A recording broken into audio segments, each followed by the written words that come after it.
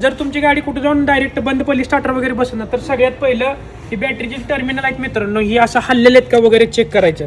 हल्लेले असेल तर असं बसवून ह्याला हलवून थोडंसं परत एकदा स्टार्टर मारून बघायचं. म्हणजे असं बसवून प्रॉपर स्टार्टर मारून बघायचं. त्या कंडिशनमध्ये पण तुमच्या गाडी कधी कधी चालू होती.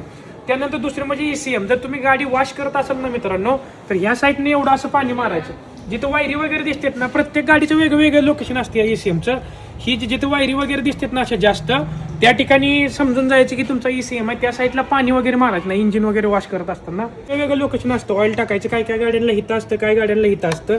ही ऑइल टाकायची कॅप आहे. तुम्हाला जर सांगितलं की सर ऑइल लेवल कमी झालेलं, अर्धा लिटर गाडीमध्ये ऑइल टाका, तर त्या कंडिशनमध्ये तुम्हाला समजलं पाहिजे की ऑइल कुठनं टाकायचं आहे. जास्त करून हिथनं वर कॅप असते. म्हणजे इंजिन असतं ना या ठिकाणी कॅप असते किंवा हिथं कॅप असते. या गाडीला हित आहे.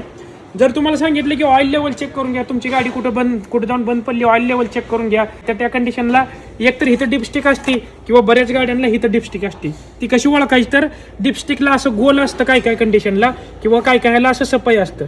त्या ठिकाणी अशी नळी वगैरे असते खाली, त्या ठिकाणी तुम्हाला ओळखू येतं की तिथनं पाईप काढायचे आणि खाली ऑइल लेवल वगैरे चेक करायचे मित्रांनो. त्यानंतर सगळ्यात महत्त्वाचं दुसरी गोष्ट असते कूलंट. हे जर बऱ्याच ठिकाणी तुम्ही जर लॉंग रूटला वगैरे घाटाच्या वगैरे ठिकाणी गेला, त्या ठिकाणी गाडी बऱ्याच वेळेस कूलंट नसल्यामुळे पण बंद पडते. सगळ्यात मेन महत्त्वाची सवय असते मित्रांनो, सकाळ सकाळी गाडी चालू करायच्या अगोदर डिपस्टिक आहे ना, त्या डिपस्टिकमधनं तुम्ही गाडीचं ऑइल लेवल चेक करायचं. आणि दुसरी गोष्ट म्हणजे तुमच्या गाडीचं कूलंट लेवल. जी जुनी माणसं होती ना, गाडी चालू करायच्या अगोदर गाडी पुसायची, बोनेट उघडायची, गाडीचं ऑइल लेवल चेक करायची आणि गाडीचे कूलंट लेवल चेक करायचे. त्यांच्या गाड्या जवळजवळ 15-20 वर्ष त्या गाड्यांना काहीच होत नव्हतं.